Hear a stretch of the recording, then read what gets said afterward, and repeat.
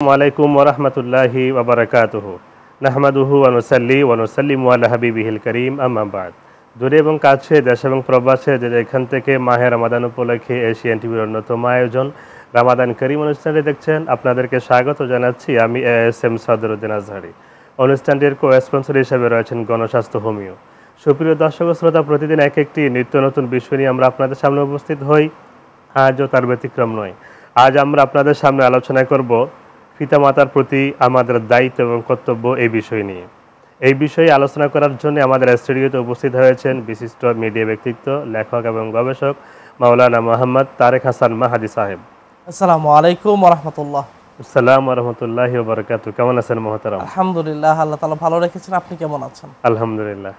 Asian টিভির স্টুডিওতে আসার জন্য আপনাকে স্বাগত জানাচ্ছি। আপনাকেও ধন্যবাদ।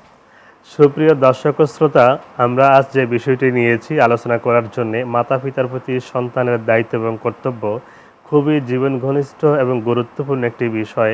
এই বিষয়টা নিয়ে আল্লাহ রাব্বুল আলামিন কালামে হাকিমে এবং পেয়ারা নবী সাল্লাল্লাহু তাআলা আলাইহি ওয়াসাল্লাম হাদিসে পাকের মধ্যে অসংখ্যবার অনেক গুরুত্ব দিয়েছেন, অনেকভাবে বলেছেন কোনোভাবে যেন সন্তান তার বাবা মাকে কষ্ট না দেয়, এবং সন্তানের প্রতি যে দায়িত্বগুলো রয়েছে তার মা বাবার প্রতি, সেটা যেন পুঙ্খানুপুঙ্খানুভাবে পালন করে। হাদিসে পাকের মধ্যে এইভাবেও এসেছে, যদি কোনো সন্তান সে তার মা অথবা বাবা অথবা উভয়জনকে পেল অথবা সে জান্নাতে প্রবেশ করতে পারলো না, তাহলে তার জন্য ধ্বংস, বদদোয়া দেওয়া হয়েছে। আমার নবী বলেছিলেন আমিন। সুতরাং এটা খুবই গুরুত্বপূর্ণ একটি বিষয়। আমরা জান্নাতে যাওয়ার অন্যতম একটি মাধ্যমই হচ্ছে মা বাবার দোয়া এবং বদদোয়া। এই বিষয়ে আমরা শুনবো আমাদের বিজ্ঞ আলোচক মহোদয় থেকে। মোহতারাম, আপনি যদি আমাদেরকে বলতেন কোরআন সুন্নাহের আলোকে মা বাবার প্রতি আমাদের কি দায়িত্ব কর্তব্য রয়েছে। এখানে রাসূল পাক সাল্লাল্লাহু আলাইহি সাল্লাম যে আমিন বলেছেন, কে ধ্বংস হোক, এ ব্যাপারে রাসূল পাক সাল্লাল্লাহু আলাইহি সাল্লাম মিম্বারে পা রাখলেন, বললেন আমিন। আবারও পা রাখলেন, বলেন আমিন। আবারও পা রাখলেন, বলেন আমিন। সাহাবায়ে কেরাম জিজ্ঞেস করলেন, ইয়া রাসূলুল্লাহ, আপনি কি কখনো এমন করেননি? কেন এমন করলেন? বারবার আমিন বললেন, কি এ কারণ, কি এর মাহাত্ম্য? রাসূল পাক সাল্লাল্লাহু আলাইহি ওয়াসাল্লাম বললেন, সাহাবায়ে কেরাম, তোমরা জানো আমার কাছে এখন এসেছিল জিবরাইল, এসে বলল, ইয়া রাসূলুল্লাহ, যে ব্যক্তি রমজান মাস পেল অথচ তার গুনাহ মাফ করতে পারলো না, সে ধ্বংস হোক। আমি বলেছি আমিন। যে ব্যক্তি আমার নাম শুনল, আমার নাম তার সামনে বলা হলো, কিন্তু সে দুরূদ শরীফ পড়ল না, আমার উপর সালাম দিল না, সে ধ্বংস হোক। আমি বললাম আমিন। জিবরাইল আলাইহিস সালাম আবারও বললেন, ইয়া রাসূলুল্লাহ, যে ব্যক্তি মা বাবা পেল তার জান্নাত নিশ্চিত করতে পারলো না, সে ধ্বংস হোক। তখন আমি বলেছি আমিন। আজকে আমাদের যাদের মা বাবা আছে, আজকে যারা মর্ম বুঝে না মা বাবা কি জিনিস, তাদের জন্য বলবো, মা বাবা একটি সম্পদ, আল্লাহ পাকের পক্ষ থেকে আমাদের জন্য একটি নিয়ামত। আজকে মা বাবা আছে, আজকে আমরা মা বাবার সেবা যত্ন করব। মা বাবা যে জিনিসে খুশি হয় সে জিনিসটি করার চেষ্টা করব। একটি জিনিস কি, মা বাবা, আমরা যখন ছোটবেলায় মা বাবাকে অবান্তর প্রশ্ন করতাম, অবান্তর কথা বলতাম, তখন কিন্তু মা বাবা রাগ করতেন না, বিরক্ত হতেন না, প্রশ্ন করার পরে বলতেন হ্যাঁ জি, এবং ওনারা আমাদের প্রতিটা অবান্তর কথার সাথে তাল মিলিয়ে ওনারা আমাদের জবাব দিতেন, আমাদের হাসি কান্নাগুলো বোঝার চেষ্টা করতেন। অথচ আমরা যখন মা বাবা বৃদ্ধ বয়সে সে শিশু বাচ্চার মতো হয়ে যায়, তখন আমরা মা বাবাকে বুঝতে চাই না, আমরা সেই মা বাবাকে বাচ্চার মতো ট্রিট করি না। তখন আমাদের প্রশ্ন হয়ে যায়, মা বাবা কি বুঝে না? দেখুন, আপনি যখন লজিক্যাল কথা বলবেন, আপনি যখন যৌক্তিক কথা বলবেন, এটা পৃথিবীর সবার কাছে আপনি বলতে পারবেন, কিন্তু অযৌক্তিক অবান্তর কথা বলার জন্য আপনার আপন মানুষ লাগবে। আপনি আপন মানুষের কাছে যৌক্তিক বলেন, অযৌক্তিক বলেন, আপনার আপন মানুষই থাকবে। তো সেখানে যদি মা বাবা বৃদ্ধ বয়সে এসে অযৌক্তিক কিছু বলে, তখন আপনার কাছ থেকে আপনি তাদেরকে স্পেস দিতে হবে। আপনি তাদের সেই অযৌক্তিক কথাটাকেও মেনে নেবেন। কেন মেনে নেবেন? কারণ যৌক্তিক কথা পৃথিবীর সবার কাছে মা বাবা বলতে পারবে, আপনার বাবা যৌক্তিক কথা সবার কাছে বলতে পারবে, কিন্তু অযৌক্তিক মন যা চায় সেটা বলতে পারবে না। তাই মা বাবা যখন পৃথিবীতে থাকবে, মা বাবাকে যত্ন করা, মা বাবার সেবা যত্ন করা, এটা আমাদের দায়িত্ব। রাসূল পাক সাল্লাল্লাহু আলাইহি ওয়াসাল্লাম তিনি এই পৃথিবীতে এতিম রূপে, এতিমভাবে এসেছেন, এবং শিশুকালেই রাসূল সাল্লাল্লাহু আলাইহি ওয়াসাল্লাম মা হারিয়েছেন। পুরোটা জিন্দেগিতে তিনি মা বাবার সেই বেদনা বয়ে গিয়েছেন। মা বাবার হারা এক শিশু মুহাম্মদ সাল্লাল্লাহু আলাইহি ওয়াসাল্লাম পুরো বিশ্বের মানুষের হৃদয় জয় করেছিলেন, কিন্তু ওনার হৃদয়ে মা বাবা সেই শূন্যতা কিন্তু রয়ে গিয়েছিলেন। এই কারণেই রাসূল পাক সাল্লাল্লাহু আলাইহি সাল্লাম মা বাবার সেবা করার ব্যাপারে, মা বাবার যত্ন করার ব্যাপারে, মা বাবাকে সম্মানের ব্যাপারে এত বেশি গুরুত্ব দিয়েছেন। এবং যাদের মা বাবা পৃথিবীতে নেই তাদের ব্যাপারে আমরা গুরুত্ব দেওয়া উচিত। আমরা এটা পর্যন্ত দেখি রাসূল করিম সাল্লাল্লাহু তাআলা আলাইহি ওয়াসাল্লাম ওনার দুধমা যিনি ছিলেন হালিমাতুস সাদিয়া, উনি যখন আসতেন তখনও রাসূল করিম সাল্লাল্লাহু আলাইহি ওয়াসাল্লাম ওনার জন্য নিজের গামছা মোবারক বিছিয়ে দিতেন, চাদর মোবারক বিছিয়ে দিয়ে সম্মান করতেন, তাজিম করতেন। জি, এখানে এক গুরুত্বপূর্ণ বিষয় হলো যে যেখানে রাসূলের মা নেই, মা হালিমাতুস সাদিয়াকে উনি এতটা সম্মান করতেন কেন? শুধু দুধমা হওয়ার কারণে। তাহলে আজকে আমাদের নিজ মা, যিনি গর্ভধারিণী মা, আপন মা, উনাকে কতটুকু সম্মান করা উচিত? যেখানে রাসূল পাক সাল্লাল্লাহু আলাইহি ওয়াসাল্লাম আল্লাহর নবী, যিনি এত বড় সম্মানিত হওয়ার পরেও হালিমাতুস সাদিয়াকে এতটা সম্মান করেছেন কেন? কারণ তিনি দুধ মা। আর আজকে আমাদের আপন মাকে আমরা কষ্ট দিই। আপনি জানেন যে রাসূল সাল্লাল্লাহু আলাইহি সাল্লাম বলেন যে আল্লাহ তাআলার আদেশ হলো একটা সন্তান যেন মা বাবার সাথে এমন কোনো আচরণও না করে যে মা বাবা উফ শব্দটা ব্যবহার করে। যদি উফ শব্দটা ব্যবহার করে তাহলে সেই সন্তানের জন্য আল্লাহ তাআলা জাহান্নাম দিবেন। কারণ মা বাবা খুব গুরুত্বপূর্ণ এবং মা বাবা আমাদের জীবনের আল্লাহ পাকের পক্ষ থেকে সর্বোচ্চ সবচেয়ে বড় নিয়ামত। মা বাবার জন্য আমরা কি কি খেদমতগুলো করতে পারি, কিভাবে আমরা সেবাগুলো করতে পারি বলে আপনি মনে করেন? জি দেখুন মুহতারাম, আমরা যেহেতু মা বাবার সেবা যত্নের বিষয়টা হলো যখন ওনারা স্বাভাবিক কার্যক্রমে থাকেন তখন কিন্তু ওনারা আমাদের সেবা যত্নের অপেক্ষা থাকেন না। যখন শারীরিকভাবে আর পারেন না, জি জি শারীরিকভাবে যখন অক্ষম হন, অনেক মা বাবা অসুস্থ হয়ে বিছানায়ও পড়ে যান, তখন আমরা ওনাদের যে খাবারগুলো খেতে মন চায় সেই খাবারগুলো ওনাদের সামনে নিয়ে যাওয়ার চেষ্টা করব। আপনি জানেন হযরত মুসা আলাইহিস সালামের একটি ঘটনা। সেই ঘটনাটি হলো মুসা আলাইহিস সালামকে আল্লাহ তাআলাকে বললেন, আল্লাহ আমার সাথে জান্নাতে কে থাকবে?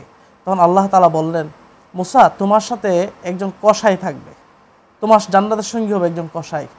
তখন সেই মুসা আলাইহিস সালাম আল্লাহর নবী, তিনি খুব আল্লাহর সাথে খুনসুটি করতেন, এটা আমরা জানি। তখন আল্লাহ তাআলাকে বললেন, কে সেই কসাই? আমি তাকে দেখতে চাই, কি তার আমল যে আমার সাথে তার জান্নাত হবে। তখন বলল, আল্লাহ তাআলা ওনাকে অ্যাড্রেস দিলেন, সেই ঠিকানা আমরা শুনবো আবারও আপনার এই আলোচনা। অনেক সুন্দর আলোচনা করছিলেন আপনি।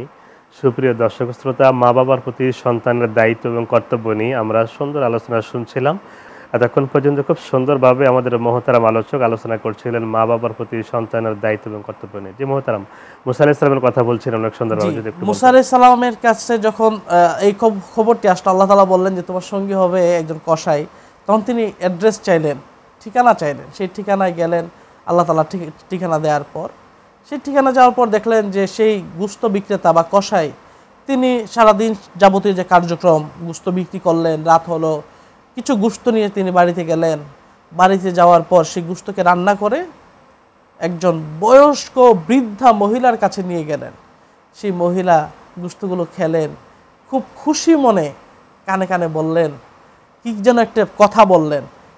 তখন সেই লোকটি বের হয়ে আসলে মুসা আলাইহিস সালাম তখন ওই লোকের সামনে যায়, গিয়ে বললেন, ভাই আপনার এই যে সারাদিন কার্যক্রম শেষে এসে এই বৃদ্ধা মহিলাকে আপনি খাওয়ালেন এবং আপনাকে তিনি কানে কানে কি বললেন আমি জানতে চাই।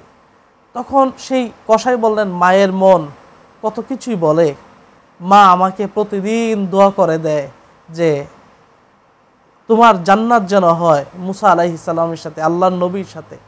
আপনি চিন্তা করুন, তখন তিনি কসাই বলতেছে, আসলে বলুন এটি কি সম্ভব? তখন মুসা আলাইহিস সালাম তখন তিনি কান্নারত অবস্থায় বললেন, আল্লাহ আপনার মায়ের দোয়া ফিরিয়ে দেয়নি, আল্লাহ তাআলা কবুল করে নিয়েছে। সুবহানাল্লাহ। যুবক যাদের মা বাবা পৃথিবীতে বেঁচে আছে, মা নামক এই নিয়ামত বেঁচে আছে, তাদেরকে অনুরোধ করব যে মাকে কষ্ট দিয়েন না, মাকে যত সম্ভব মার সেবা করুন, মায়ের পাশে থাকুন। মা যদি পৃথিবী থেকে চলে যায় কোনোদিন আর ফিরে আসবে না। তো আমি সবাইকে অনুরোধ করব যাদের মা বেঁচে আছে, মা হারানোর আগে মায়ের সেবা করুন, মায়ের অবাধ্য হয়েন না। মা কখনোই আপনার অমঙ্গল চায় না, মা বাবা আপনার অমঙ্গল চাইতেই পারে না। কোনো মা বাবা কখনো খারাপ হয় না। আপনি জানেন যে হুমায়ুন আহমেদের একটি বাক্য আছে যে পৃথিবীতে অসংখ্য খারাপ পুরুষ আছে কিন্তু একটি খারাপ বাবা নেই।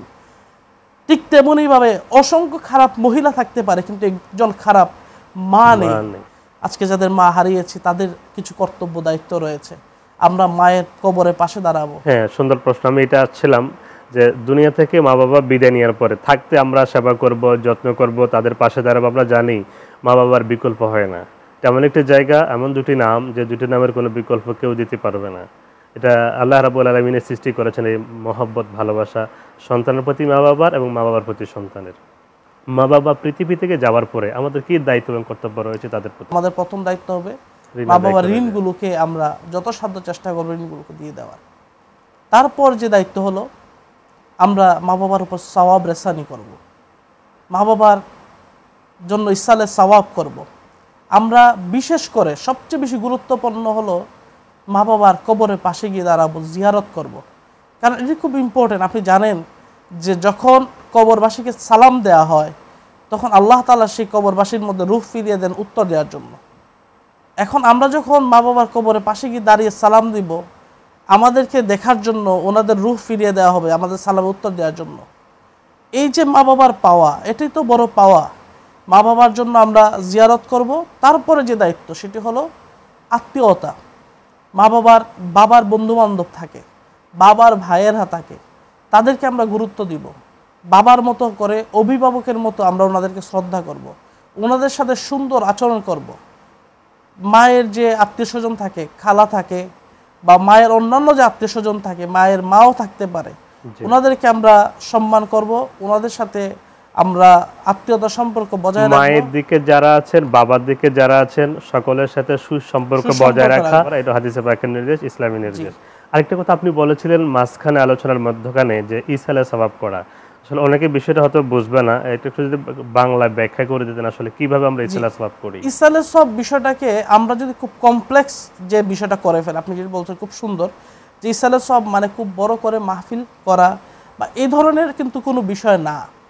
মাহফিল আপনি যদি করেন সেটা আলাদা, কিন্তু ইসালে সওয়াবের বিষয়টা হলো আপনি সামান্য তিলাওয়াত করেছেন, সেইটাও যদি আপনি আপনার মা বাবার জন্য দোয়া করেন যে আল্লাহ আপনি এই তিলাওয়াতের যে সওয়াব হয়েছে, যে নেকি হয়েছে, আপনি আমার মা বা বাবার রূহে পৌঁছায় দিন। আল্লাহু আকবার। এটাই হচ্ছে ইসালে সওয়াব। এটাই হলো ইসালে সওয়াব পৌঁছানো। জি।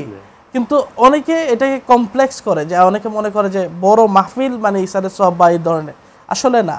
কিন্তু অনেকে এটাকে কমপ্লেক্স করে, যে অনেকে মনে করে যে বড় মাহফিল মানে ইসালে সওয়াব বা এই ধরনের, আসলে না। সওয়াব পৌঁছানোটাই হলো ইসালে সওয়াব। আপনি যে কোনো জায়গায় আছেন, আপনার মায়ের কথা মনে হলো, আপনি সূরা ফাতিহা পড়লেন, 3 বার সূরা ইখলাস পড়লেন, দুরূদ শরীফ পড়লেন, আয়াতুল কুরসি পড়লেন, আল্লাহর কাছে দোয়া করলেন, আল্লাহ যতটুকু সওয়াব হয়েছে আপনার হাবিবের উসিলায় আপনি আমার মার রুহ পাকে পৌঁছে দিন, আমার বাবার রুহুতে পৌঁছায় দিন। তখন কিন্তু ওনারা সেই সওয়াবটা পেয়ে গেল।